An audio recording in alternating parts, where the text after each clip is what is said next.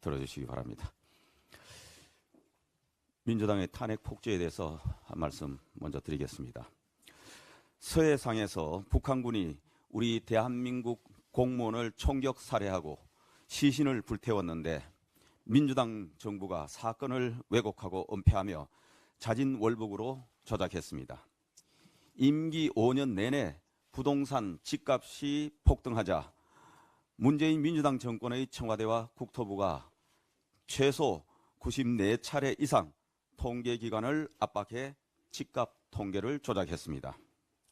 망국적 탈원전 정책을 무리하게 강행 추진하기 위해 문재인 정부가 나서서 월성 원전 1호기 경제성 평가 보고서를 조작했습니다. 사드 배치를 지연시키기 위해 민주당 정부가 한미 군사작전 기밀을 중국과 시민단체에 유출했습니다. 믿기 힘든 일들이지만은 모두 감사원에서 밝혀낸 민주당 정권의 국기문란 범죄 행위입니다. 민주당의 감사원장 탄핵은 이처럼 조작, 은폐, 기밀 유출이 난무했던 전임 정권의 온갖 국기문란 범죄를 은폐하기 위한 시도이자 범죄를 밝혀낸 감사에 대한 치졸한 정치 보복입니다. 감사원장과 검사 3명에 대한 민주당의 탄핵은 범죄 집단이 범죄의 진상을 은폐하기 위해 국회의 권한을 동원해 수사, 감사기관에 대한 보복과 겁박을 가하는 후진국형 정치 테러입니다. 이것은 더 이상 의회 정치가 아닌 조폭 정치에 불과합니다. 탄핵 사유 금정은 뒷전이고 일단 직무정지부터 시키고 보자는 민주당의 무책임한 탄핵 소추는 그 자체로서 위헌이라는 것을 분명히 말씀드립니다.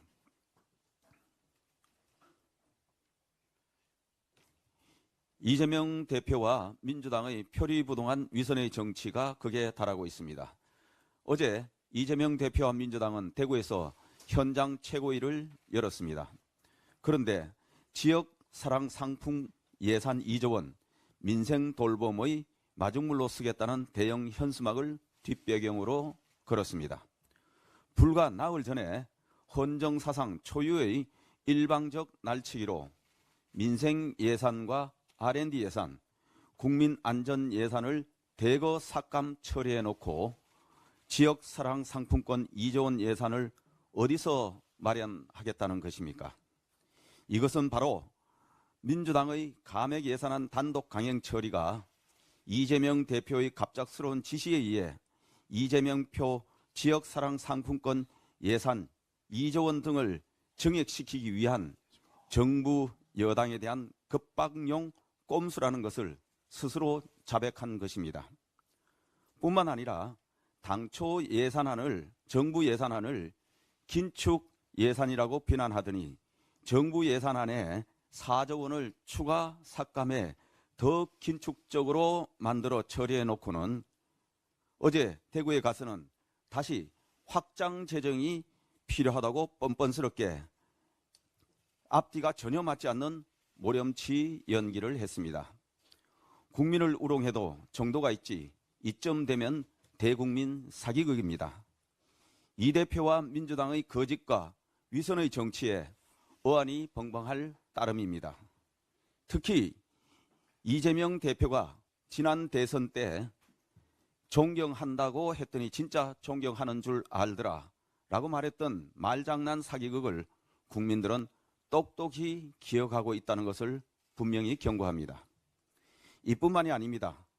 한쪽에서는 민주당이 정치 보복용 감사원장 탄핵을 준비하고 있는데 이재명 대표는 카메라 앞에서 정치 보복의 악순환을 끊겠다는 허무맹랑한 역할극을 했습니다.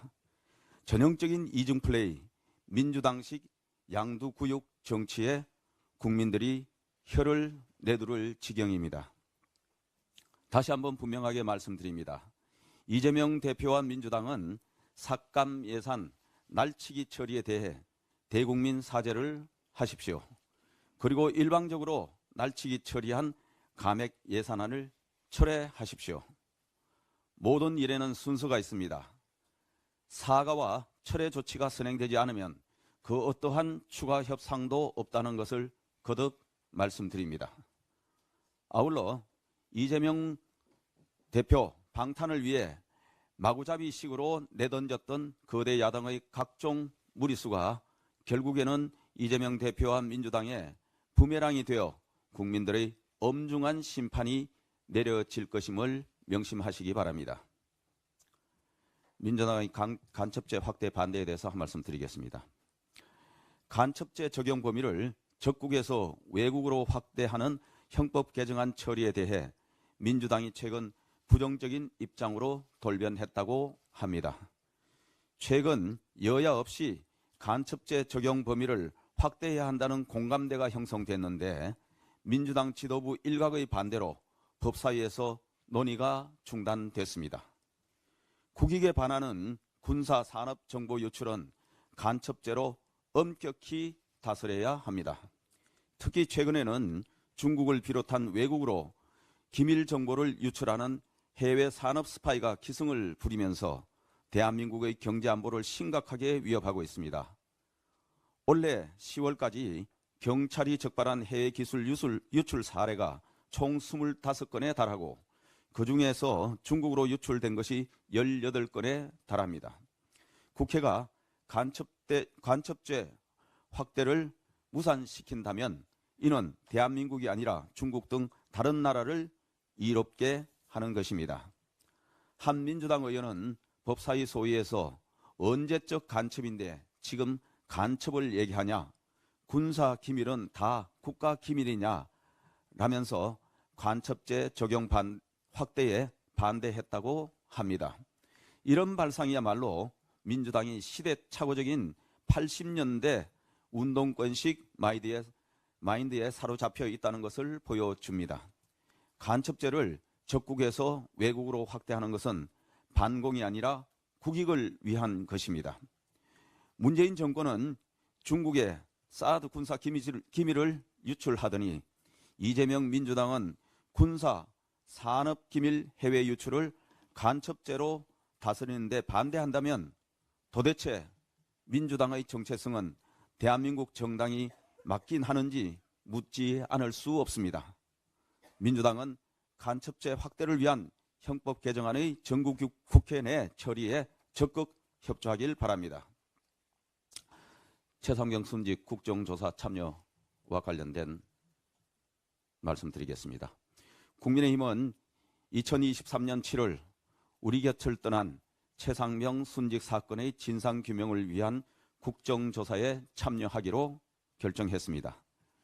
법사위 간사 유상범 의원님을 국조특위 간사로 하고 총 7명의 국민의힘 의원들께서 국정조사에 참여할 예정입니다.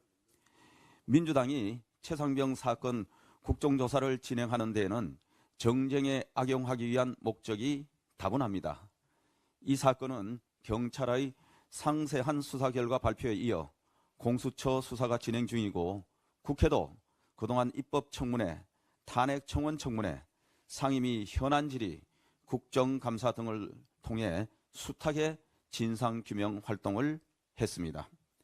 민주당은 이 비극적 사건을 끊임없이 정쟁용 불쏘시개로 이용하기 위해 특검법에 이어 국정조사까지 시도하는 것입니다. 우리는 최상병의 비극과 유가족의 슬픔을 정쟁에 이용할 궁리만 하는 민주당의 행태를 강력히 규탄합니다. 그럼에도 불구하고 민주당의 국정조사 단독 진행은 또 다른 기형적인 의회주의 파괴의 결과를 낳을 수 있으며 이 사건을 정권 퇴진 여론전에 이용하기 위해 진상규명의 본질을 왜곡할 우려가 있다는 많은 분들의 의견에 따라 국정조사에 참여하기로 결정했습니다. 국민의힘은 최상병 순직 사건의 철저한 진상규명을 위한 국회 차원의 노력에 앞장서겠습니다. 아울러 최상병 순직 사건과 관련된 여러 사실 왜곡과 거짓 선동의 문제점을 국정조사를 통해 낱낱이 밝히고 국민께 알려드리도록 노력하겠습니다. 끝으로 상설특검 권한쟁의 심판 및 효력정지 가처분 신청과 관련된 부분입니다. 민주당 입맛대로 수사권과 기소권을 틀어쥐겠다는 상설특검 꼼수 개정이 지난달 28일 일방으로 강행 처리된 바 있습니다. 특검 추천위원회의 정치적 중립과 직무상 독립을 규정한 상설특검법에 정면으로 반하는 내용으로 하위법인 국회 규칙으로 상위법인 법률을 무너뜨리는 명백한 위헌 위법입니다. 이에 국민의힘은 오늘 위헌 위법적인 상설특검 규칙 꼼수 개정에 대해 헌법재판소에 권한쟁의 심판과 효력정지 가처분 신청을 제기합니다. 국민의힘은 앞으로도 국회의 권한을 악용하는 거대 야당의 폭거를 막고 법치주의를 지키는 일이라면 모든 수단을 강구해 강력히 대응할 것이라는 말씀을 드립니다. 이상입니다.